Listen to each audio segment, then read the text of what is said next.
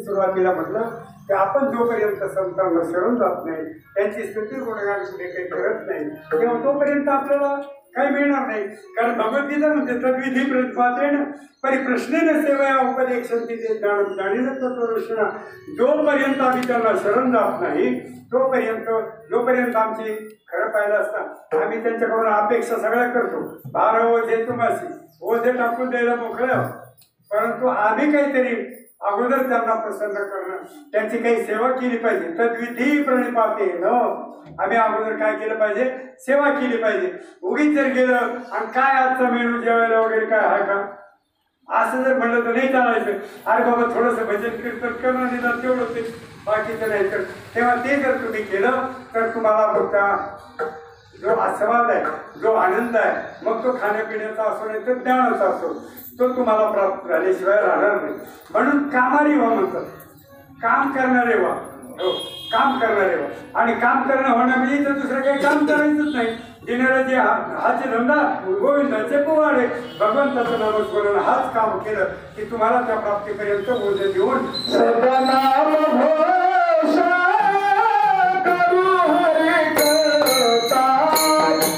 सर्वनाम घोषा करू हरे करता.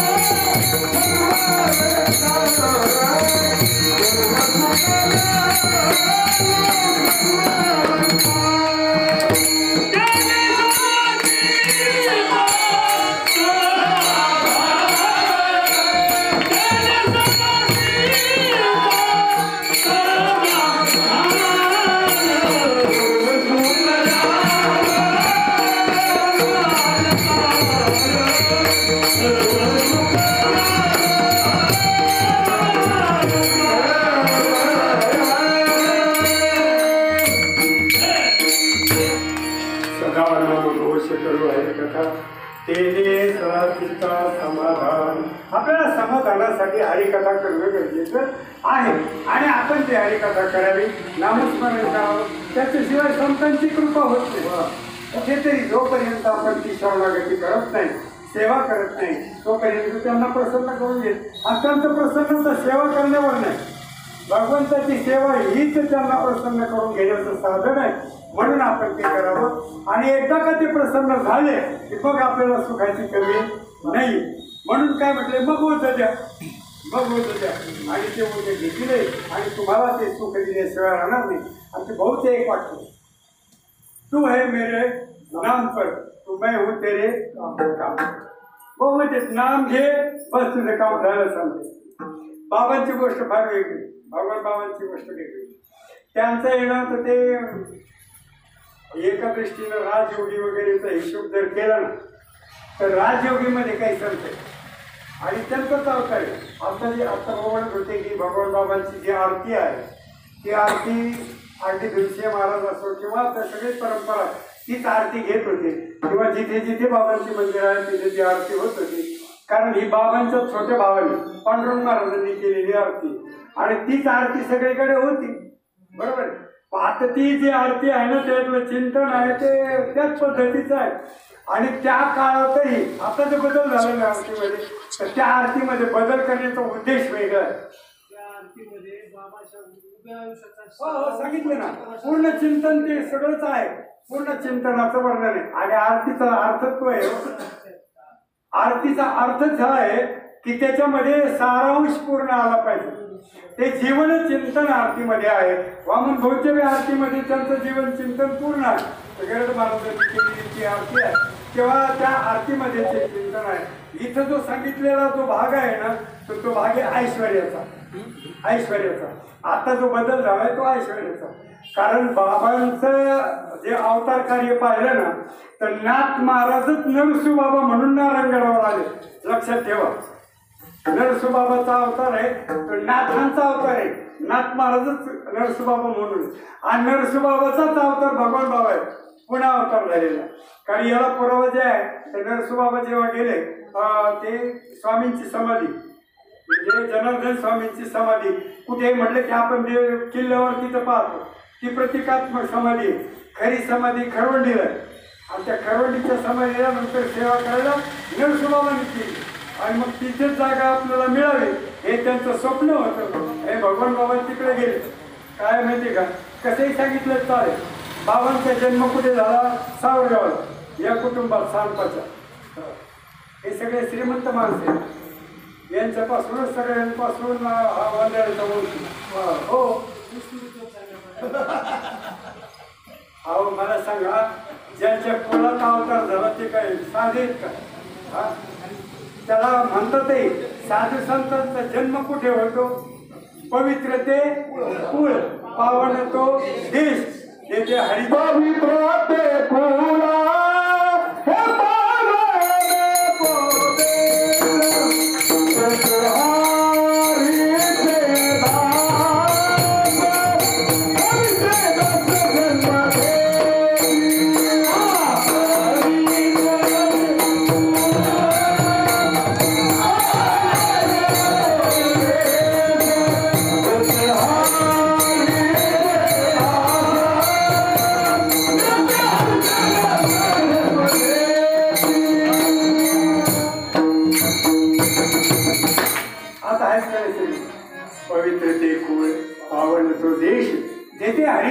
जन्म घेतली. बाबांनी ज्या कुळात जन्म घेतला ते कुळ किती पावन झालं विचार करा तुम्ही. त्याच्याशिवाय मंदिर झालं काय हो. आणि आता तसा जर बाबांचा इतिहास सांगायचं म्हणलं ना तर मांडी घालून भागवत कथा करायची आणि मग बाबाचं चरित्र सांगावं. कीर्तनामध्ये अभंगन बाबांचं चरित्र सांगितलं ते एकच प्रसंग सांगता येईल फार मोठं नाही पण बाबांचं चरित्र एवढं मोठं आघात आहे. आत्ता परवा जो काल्याचं कीर्तन झालं ते कृष्णा महाराजांनी केलं. आदल्या दिवशी सासरीने केलं. भोगलवाडीला जो सत्ता आला त्या भोगलवाडीला असं भव्य दिव्य मंदिर व्हायला बाबांचं पुढं हो. बरं तिथं हाल्या कापला जायचं आणि गावाला हाल्या पुरत नव्हता हो. कशाला म्हणून नाही सांगितलं वाकडं तोंड नका करू तुम्हाला काय पचत का ते हो. एवढं मोठं आणि बाबांनी शेवटी ते बंद केलं. इकडे गाई बंद केल्या. हा परिसर आहे ते भरपूर पुण्यवान परिसर होता. आता झाला का आता पुण्यवान झाला पण या परिसरामध्ये बाबांनी भरपूर कार्य केले आणि तिकडे सुद्धा आहे या जवळ नांदूर जवळ पद्मावती म्हणून पुण्यवान आहेत म्हणून ते येते तिथं व्यवस्था करायची असं. तेव्हा या सगळ्या बाबांनी इतके मोठे कामं केले ते या कामाचं सार असं आहे. बघा सगळ्यात महत्वाचं दारूबंदी आणि गावोगाव जाऊन फक्त व्यसनं कमी करणे मांसाहार कमी करणे एवढंच काम नाही केलं तर सगळ्यात मोठं काम केलं जे आता सगळे पत्रकार वगैरे छापतात ते आहे एकर एक आपण वर्ग शिकवा हो. मग काय करायचं ते करा. हे ज्ञानाचं जे सगळ्यात मोठं कार्य आहे ते बाबांनी केलं. पण हे कार्य करत असताना समाज सुधारक ज्याला शब्द मिळतो तर बाबा हे पहिले समाज सुधारक समजे. त्याला कारण असं आहे की समाज सुधारणा पुष्कळ लोकांनी केली, पण व्यसनाधीनतेपासून दूर, त्याच्यानंतर वाघोरी आणि चकाठ हे सगळं गोळा करून टाकणं आणि सगळ्या लोकांना परमार्थाला लावणं, परमार्थ करत असताना शिक्षण घेणं, आज हे सगळं ऐश्वर्य दिसते तेच आहे. बाबांचीच कृपा आहे की, आणि हे सुद्धा बाबाचीच कृपा आहे. हो, कृपा झाली.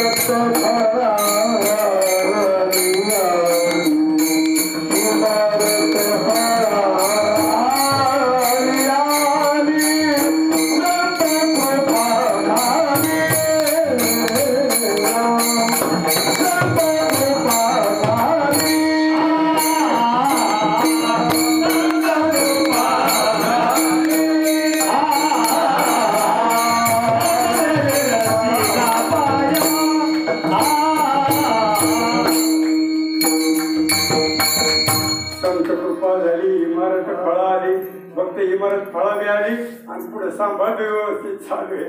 तेव्हा हे सगळं किंवा आपण सगळे इथे आलो हे बाबांचीच कृपा आहे. फार मोठं सांगायला नको.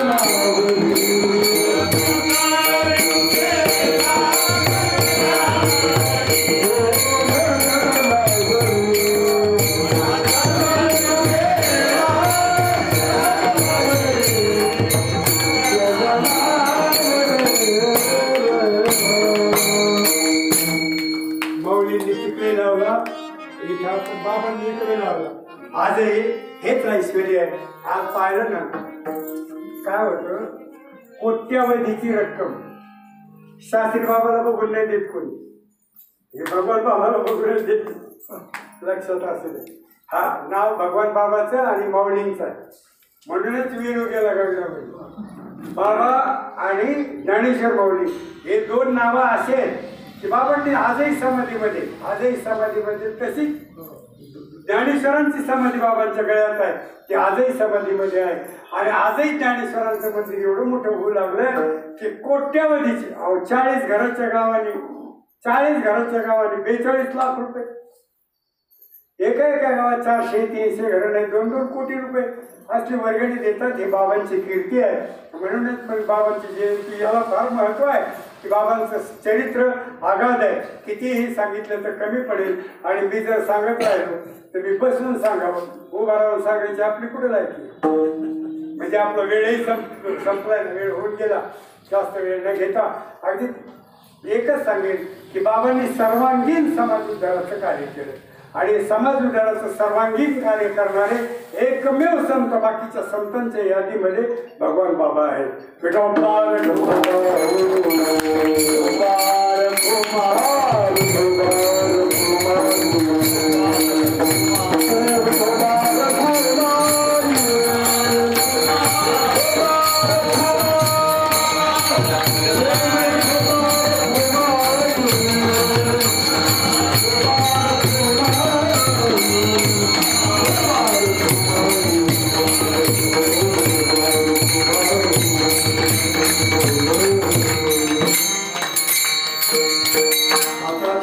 पावन साधू सर्व दिवलग या भगवानची 2 चरणापर्यंत आपण गेलो.